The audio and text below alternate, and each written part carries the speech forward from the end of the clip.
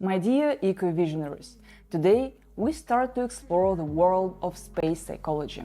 You'll learn the aspects of how astronauts are selected, the secrets I've learned firsthand, as well as interesting stories about astronauts and the psychological challenges that space travelers face. You will learn why I changed my profession for the second time, and why even the best office won't help you to work effectively.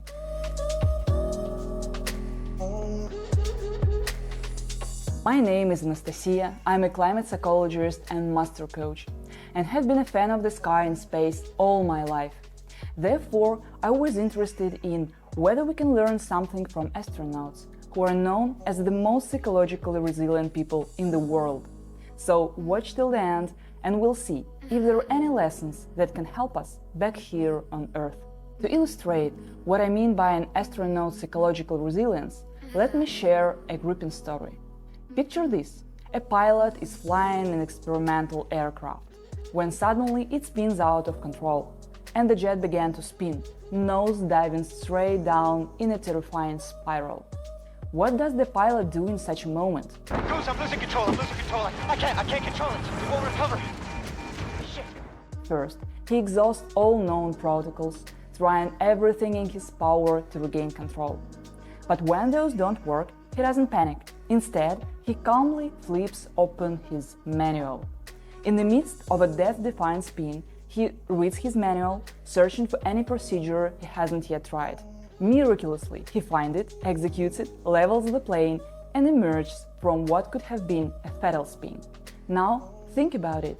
What kind of mental fortitude does it take to, instead of screaming with eyes closed as any of us would do, methodically read and process information to save oneself and the aircraft? If you want to know what is really behind this, watch the video further. The history of studying astronaut psychology begins with the first space flights, and it's quite non-linear and interesting. In the book On Orbit and Beyond, it's mentioned that back in the early days, NASA didn't really focus much on psychology or behavioral science. Despite numerous experts suggesting that more attention should be given to the psychological and social aspects of space travel, change was slow to come. It wasn't until the Space Shuttle and International Space Station programs kicked off that things started to change. And these programs featured longer missions with more diverse crews. That's when NASA really began to recognize how important psychological health and teamwork are to the success of missions. It's said that the Soviet space programs has always focused more on the psychological aspects than the American program. And this became really clear when American astronauts worked with Russian cosmonauts. That's how Russian astronauts are called. On the Mir space station, and how to deal with the mental challenges of being in space for a long time. A few astronauts describe some of the behavioral challenges that they encountered in space, maintaining high performance in the face of extreme danger, loneliness, and minor conflicts with other crew members. And here is something interesting. On December 27, 1973, the astronauts on Skylab 4 were so frustrated with the packed schedules that they decided to do a sit-down strike for a whole day. Why?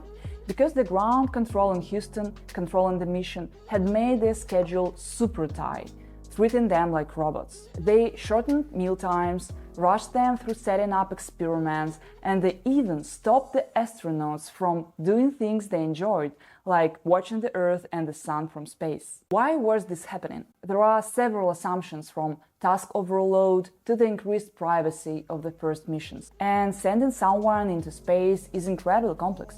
There was so much to think about, from building the spacecraft to training the astronauts, that psychology often got left behind. Initially, the big question was simply whether a person could survive up there, not how pleasant their surroundings were. And the first people sent up were usually military pilots, trained to keep their emotions in check.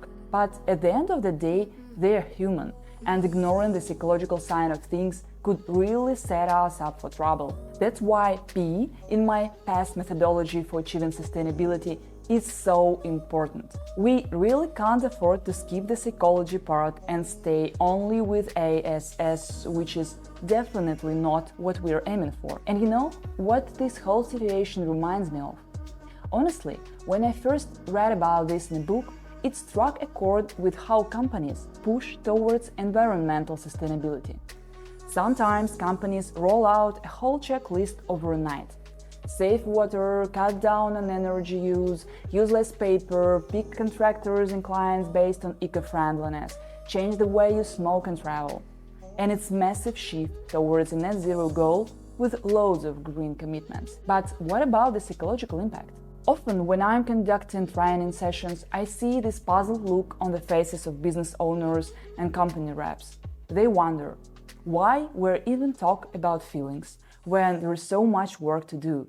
What do psyche and emotions have to do with business efficiency, right?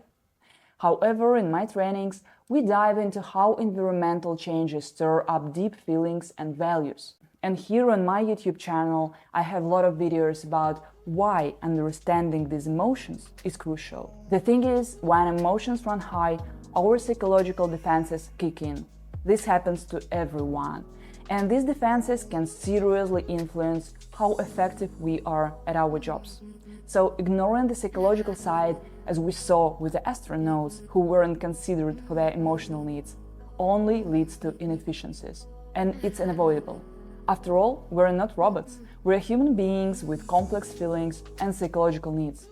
This actually ties into my own story of how I ventured into psychology. In the previous video, I shared my decision to pursue a second degree in interior design. And once I earned the degree, I began designing office spaces. I had a desire to create spaces where employees genuinely wanted to be. This became increasingly important in the era of hybrid and remote work, where the office isn't just a place to work, it's a space where people should feel motivated and productive. While investing in the physical design of the workspace definitely has its benefits, like how air temperature, wall colors, and natural elements can enhance our mood, it soon became clear to me that these tangible elements alone were not enough, and I began to see that another vital piece of the puzzle was the psychological environment. And this isn't just about the physical space, but also the quality of interpersonal relationships and the emotional and cultural atmosphere that employees experience daily. This understanding led me to explore environmental psychology, a field that examines how our surroundings influence us on various levels. Even with a perfectly designed physical setting, if the psychological environment isn't right, the space just won't function as it should. The more I worked and expanded my knowledge, the more I understood how deeply interconnected design, psychology, and nature are for enhancing both effectiveness and happiness at work. I've come to call my formula DNH, considering design, nature, and human psychology together. And this understanding inspired me to advance my education in psychology, ultimately guiding me to my third degree. And when I was studying psychology, one of our professors who specialized in space psychology shared some really cool stories about how astronauts, or in this case cosmonauts, were selected. He told us about the original 30 finalists for the first space flight. Of course, they were all white male military pilots, pretty much what you expect from the early days of space travel. And it wasn't just about physical tests. The selection process for the first human in space went beyond mere strength. The first human in space, Yuri Gagarin, for instance, wasn't the strongest on the bunch, but he stood out due to a unique combination of qualities. So, how do you choose the right candidate from 30 perfect pilots who all seem equally ideal? They all shared certain traits like calmness and resilience, essential for any astronaut. But what else was needed? Back then, figuring out what made the perfect astronaut was pretty much a guessing game. People weren't sure which psychological traits would be the most important for handling the huge challenges of space travel. So, the psychologists were testing them to see how they'd managed unexpected situations. For example, there was this one test where they were all taking showers and suddenly the hot water was turned off. The reactions were all over the map.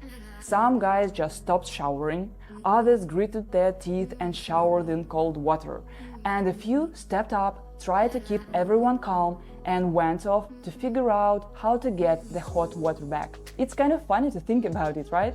By the way, who would you want as your spaceship captain? So, after a series of tests, only 6 cosmonauts made it to the final round. And from those, 2 were chosen for the very first space flight. One main astronaut and his backup. Now, guess what trait made Yuri Gagarin the chosen one? Look at his eyes, they really say it all. Take a moment to think about it. Guess, why was Yuri selected from all those highly qualified candidates? What unique psychological trait might have set him apart in the eyes of the selection committee? Write your version in the comments below and I'll reveal the answer in the next episode. You might be surprised by what it was. In the next episode, we'll go deeper into astronaut psychology and explore what we can learn from their experiences. Don't forget to subscribe to my channel for more insights on how to build inner resilience in the midst of the meta crisis we're living through. See you soon.